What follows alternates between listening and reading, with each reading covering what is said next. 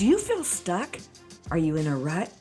Do you feel like you can't find your way out of a paper bag and you don't know what to do? Let's talk about it today on The Bravehearted Woman. Hey everybody, this is Damon and this is my show, The Bravehearted Woman. Thanks for stopping by. Hey, each week I bring important topics for women just like you to help you live with courage and confidence and bold vision for your future. So make sure you subscribe so you never miss an episode. I'm always giving out free resources that empower you. So you ready? Come on, let's get brave. Beautiful Bravehearts, always great to be with you. Okay, we're going to get right down to business today because I'm actually going to give you 10 steps, yes, 10 steps in the time that we have together on how you can get unstuck. If you're in a rut, if you're in a groove, like the old record players that had a skip on it because there was a groove or a rut and it just kept playing the same old song or portion of the song over and over again? Do you find yourself circling around the same mountain over and over again? Do you find yourself revisiting the same obstacles, challenges, and problems that you had last year and the year before, and you just don't know how to flip the script and change it up? Today is the answer for you. So make sure that you let someone know about this episode if you're not the only one who's in a rut. Because, hey, let's be honest, sometimes we like hanging out with other people who are in the same rut as we are. It makes us feel less guilty about our lack of progress. And sometimes those relationships where people are moving forward, they're taking control of their life, they're setting goals and achieving them. Sometimes we don't want to hang out with that person anymore, or maybe they don't want to be around us because birds of a feather flock together. I can tell you where you'll be in a year from now, 2 years or 3 years or 4 or 5 years. Many coaches say the same thing based on your relationships. So let's get down to it. Are you ready? 10 steps to get out of your rut. The first one is, of course, you have to acknowledge your rut. You have to be honest with yourself. None of us can change something that we're not willing to admit. The first powerful step is just be honest with yourself. Define it, say it, give vocabulary to it. I am stuck. I don't know what to do. I am bored with my life. I am in a rut, which someone said a rut is not much different than a grave, except for it has the ends cut out. That doesn't sound like someplace you want to be. I don't want to be there. So let's just be honest. So today, I want you to just look yourself in the mirror and tell yourself the truth, about yourself, about your location. Tell yourself about this is where you are with your weight, with your progress in personal growth and development, in your relationships. Can you do that? Truth telling to yourself. Number 2, discover why. Why are you in a rut? No shame, brave hearts, no judgment. I have been in ruts. I was in a rut not too long ago, but the key to getting out of it was I had to understand, why am I in this rut? How did I get here in the first place? And then more importantly, why am I staying in this space? What is being in this place providing for me? I must be getting some reward. The pain isn't great enough yet for me to really be out of this rut. So what are you believing about yourself? What are you believing about your circumstances? What limiting beliefs do you have going on in your mind that have put a chokehold on your progress and your personal growth and your ability to move forward with powerful action? What is keeping you from taking steps of courageous action? Why are you doing nothing about your stuckness? So you have to define, why am I stuck? That's number 2 in your assignment. Get your journal out and just ask yourself the question, why am I still here? If I don't like this place, what am I doing about it? And that's number 3. The third step in getting unstuck is to write down everything that you can think of that could be the reason why. We don't want to just think about stuff.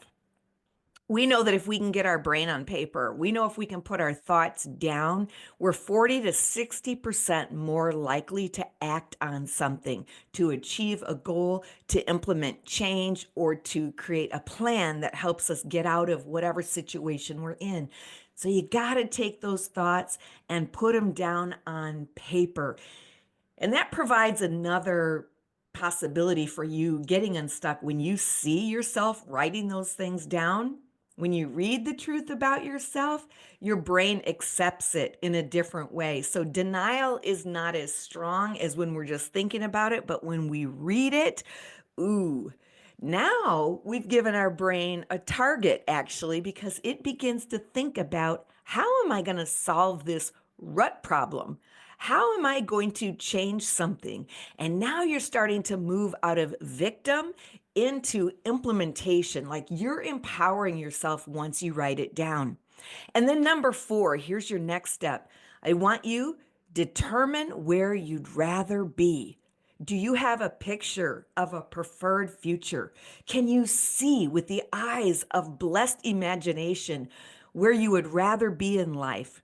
How much you would rather weigh? Or can you see yourself learning how to play the piano, or speaking in a new language, or starting that business or that podcast that you want? Can you see yourself in a really positive light with that beautiful relationship, or that estranged child and you having a conversation again? So where would you rather be? See it, and then believe it. Believe it. That a healthier place, a more vibrant place, that a place where you're living more true to your vision and your values, that place really does exist, and you have the potential to live there. More financially fit, more mentally strong, emotionally strong, spiritually invigorated. That is you. And I want you to determine to see it. And you're right. Step number 5, write it down. Write down, here's where I'd rather be. Here's the vision. Here's the imagination that I dare believe, think, or can conjure up with the eyes of my heart. This is where I'd rather be. I want you to write it down. Number 6, now I want you to decide on 3 steps, or 3 small actions, tiny actions, if you will, but give yourself no less than 3, no more than 4 actions that you can take to begin to move you towards that place that you'd rather be in. What daily little small change can you make? What small pivot or shift can you make to move yourself closer to the vision that you just saw of yourself? How can you move forward? And these can be very small. I want them to be small, in fact, but they're winning actions. You can't lose. And maybe it is just, we pick on weight and exercise a lot, but it's just such a easy example. If it is that you'd like to increase your cardio because you want to start having more stamina, like you've noticed you can't go up a flight of steps without just gasping for breath, and you say, one of the things that I want to do, I'm sharing actually one of mine, I want to increase my cardio, my stamina. I want to be able to do things without running out of breath. And so as a podcaster and an author, we find ourselves, or a speaker, we're sitting in conferences or behind a microphone, we're sitting a lot. And I do weightlifting and all those things, but I need to do more cardio. So what's a baby step? If I say I'm going to run 10 minutes every day, that is a giant step. That is not a baby step. But what I will do is say, in the morning when I wake up, I will put my tennis shoes on. That's a tiny step. It's easy to do. And maybe I'll put on my entire workout outfit, put on a nice support thing here. So I am ready to go should the spirit move me that I can get outside or on the treadmill. But I'm going to first take that baby step. What is a baby step that you can take? What is something you can do? It's a small, easy to do action, but you get that dopamine blast. You get that reward. You feel good. You begin to shift out of a sedentary focus into, I'm ready to do something here, just by alerting your brain that we are moving towards action. Putting on tennis shoes does that very thing. What small, tiny baby step can you take that alerts your brain and everything comes to attention? Is it writing a book that you want to do? Well, you're not going to write a chapter right away, but you could say, I'm going to find a place where I want to write, and I'm going to open my computer and bring up a blank page. That's a baby step you can do. You're not even promising that you're going to write, but you're going to begin to train and alert your brain. Oh, we're going into book writing mode. And you will be amazed at what begins to happen for you. Just do the right next thing. Okay, number 7. Write those action steps down. You knew it, right?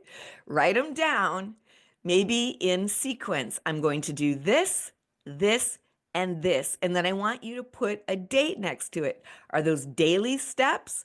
Are those steps you're going to take 3 times a week? Are they weekly steps or bi-weekly, just every other? I want you to formulate your action plan. Remember, we face fear with a plan. We face challenges with a plan. Once you have a plan, a strategic step of your next action, man, everything changes for you. So set yourself up for success. Write down your steps of action. And then 8, are you ready for this one? Take action. What's a plan of action if you don't plan on doing it? So now it's time to move forward. Listen to this quote from Norman Vincent Peale. Action is a great restorer and builder of confidence. Inaction is not only the result, but the cause of fear. Perhaps the action you take will be successful. Perhaps different action or adjustments will have to follow. But any action is better than no action at all. And those are words to live by. So do something, take action. Don't delay and don't procrastinate. You know, if procrastination is a bit of your issue and a problem for you, well, first of all, I recommend getting my book, The Making of a Brave-Hearted Woman, Courage, Confidence, and Vision in Midlife and Beyond. So after recommending my book, I would recommend to you The 5-Second Rule, written by Mel Robbins. And she just outlines brilliantly how to overcome procrastination. And it's not just something that we can learn, it's a biological thing that happens when we follow the prescribed action that she sets out in this book. It engages the frontal cortex of the brain, and you will be filled with positive thoughts and action in motivation to take action. So grab that book. All right. Actions are the seed of fate. Deeds grow into destiny. That's what Harry S. Truman said. Actions are the seed of fate, and deeds grow into destiny. You do have a destiny. You've already written it down in an earlier step. You've seen a vision of the preferred future. You know you can get there. God wouldn't put a dream in your heart if he didn't intend on you reaching it, if he didn't intend on you experiencing the joy of living in that destiny. The dream in the heart is God's invitation to join him in his plan for you. So start planting those seeds of action today. Number 9, feed your spirit with certainty. There's a lot of negativity in the world, and you're responsible for keeping your mind and your heart on things above, things that are motivational and beautiful and noble and of good report. So find 3 to 5 inspirational quotes or scriptures, affirmations, and speak them every day. In fact, speak them many times every day. Faith comes by hearing, and hearing by the word. So what does your mind and heart hear your mouth saying? Make sure that you're filling yourself with positive thoughts, affirmations, and beautiful scriptures that are powerful and empower you. Faith-building words. That's what should be coming out of your mouth. And then number 10, and this is one that oftentimes people don't enjoy, but I'm really going to recommend it because it is the most powerful. Make yourself accountable. Who are you accountable to? Who will you tell your plan to? Give them your steps of action and say, will you please hold me accountable to doing what I say I want to do? Will you ask me the hard questions? Are you taking steps of action? If not, what's the problem? What's the obstacle? And if you are doing it, how do you want to increase it? How would you like to up level? Holding yourself accountable, asking someone, and I can't imagine a better person than a coach, someone who you're not really emotionally attached to. If you ask your partner to be your accountability partner, actually, that puts them in an awkward position and it makes it a little more likely to become volatile in that you're asking me that again. I don't, you gave them permission to speak into your life, but sometimes we don't like the result. So stay away from those people, children and parents and spouses and best friends. Ask a neutral person like a coach. That's what I do for many women who want to achieve goals but have a hard time motivating themselves and just need that extra, push in the tush. All right, are you going to do it? Is this your season to get out of the rut? Is this your moment? I believe it is. And if you need help, I'm going to invite you to have a strategy call with me. You'll find the link in the show notes here, but it's a free one-on-one strategy call for the purpose of you getting unstuck and visiting the thought or the idea of having me as your coach. I'd love to help you. All right, brave-hearted women, I'm going to leave you today now like I always do. And there's a reason why I always leave you like this, because I believe so much in this phrase. Is it time for you to find your brave spirit and live your dreams? Damon, BraveHeart Mentor, saying peace